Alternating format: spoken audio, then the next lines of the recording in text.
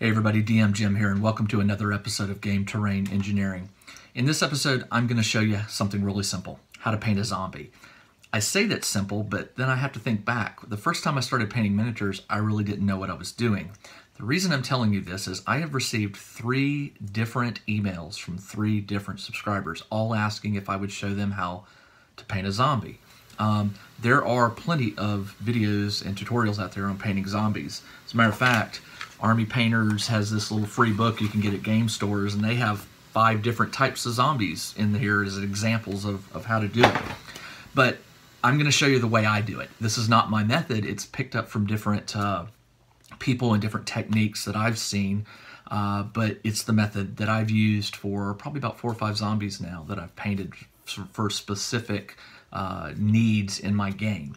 So let's go to the table and I'll show you some photos and some videos of how I'm painting up a zombie from WizKids. Alright, I started out painting this WizKids zombie with a very bright yellow paint. I know it's shocking looking in the video here, but just trust me, later on a wash is going to fix this. So this is just something that I've learned to do from some other techniques. Go with a solid, bright yellow for your zombie. Paint the legs, paint the arms, the head, everywhere you can, anywhere that's exposed skin, paint it yellow. There's a small patch of yellow between the shirt that I had to be very careful on, but in the end, I got all the skin covered with this very bright yellow. Okay, next I hit the pants with a brown.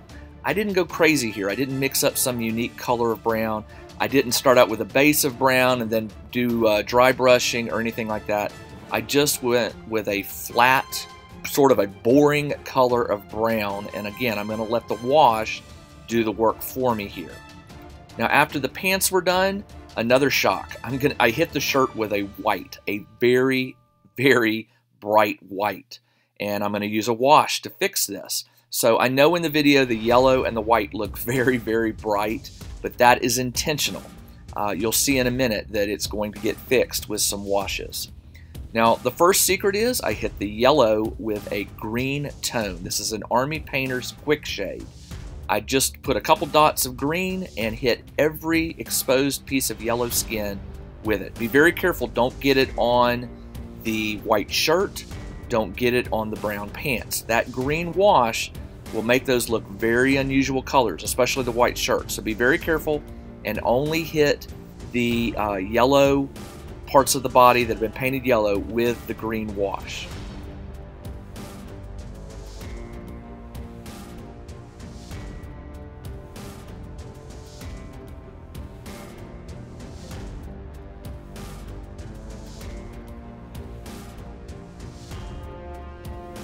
After you've done the skin, use a light tone on the pants. Now there's a difference between the light tone and the dark tone. I'm going to use the dark tone on the shirt. The light tone actually is sort of a brown diluted ink, and it really enhances the pants. It brings out the brown, fills in the crevices and the creases, and gives it a darker appearance there. And the dark tone goes on the shirt. It's more of a black ink.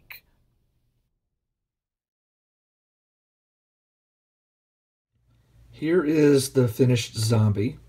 As you can see, he's still a little wet from the washes, but starting with that yellow skin and then using the green wash really gives it that undead look. This was a really simple one. As you saw, I painted the pants brown, the shirt went white, and then I used the washes to actually bring out the detail. So the green wash went over the skin, light tone went over the pants, and then the strong tone, which is more of a black ink, went over the shirt. And it looks really good. Painted the base black. I'll probably dry wash it with some gray. I may even add some little rocks and pebbles or some sand to it and rebase it. I haven't decided yet. But there's my zombie. Now again, there's lots of different ways that you can paint a zombie. I could have just gone with a green and yellow mix of acrylic paint for the skin, but for some reason I'm really enjoying these washes from Army Painter. they're very useful. They can bring out a color, a matching color, or they can completely change a color, like the yellow, for example. I put the green wash on it. You can see that the yellow's still there, but it's definitely got the green behind it.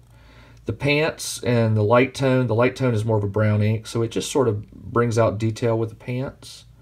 This was done with zero dry brushing, by the way. This was just a coat of paint, a couple of coats of paint for the skin, and then the washes, and quite pleased with it. I hope you like it.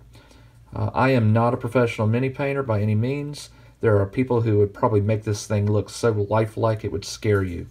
But for my purposes on my table, this is a zombie. It would be suitable. My players would not gripe, and I'm happy with it. And that's really the end result. If you're happy with your painting and it's useful on your table, then all more power to you. There you go.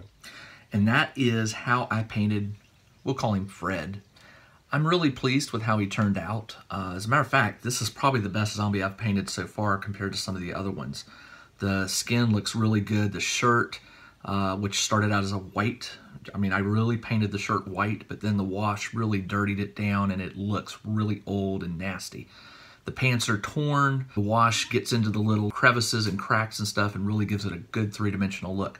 I'll take some close-up photos of this and include it at the end of the video to give you a better look. But yeah, he looks really, really good. So again, that's how I have been painting zombies. Yellow skin, green wash, not on the the details like shirts and pants and stuff like that, but the green wash really takes that yellow skin or that yellow initial paint and turns it into this sickly looking green yellow color. Yeah, I like it. So that's how I paint a zombie. For those of you who emailed me or posted a request asking that I show you, I hope that was helpful to you. Everybody's zombies are going to look different. I've seen some purpley, blobby ones that another guy had that looked outstanding. I don't know how he did it. I should have asked him. But I go with the traditional yellow-green skin. But zombies can have, just white, very dead look to them. You'll notice also I didn't add blood. A lot of people will add blood to the fingers or the mouth. Go for it. Go crazy. Just get a blood-colored paint or some of the recipes online and other videos for the right color of dried blood and add it to it, and there you go. So anyway, this is Fred. And again, this came from a request, so if you've got some requests that you'd like to see me tackle something, please post it in the comments or shoot me an email. It's gameterrainengineering@gmail.com. No promises that I'll be able to do it, but if it's something that I can fit into a short video like this one, happy to do it or happy to try it. No guarantees. So anyway, those of you who asked, there you go. I hope you can go paint up your own zombies now.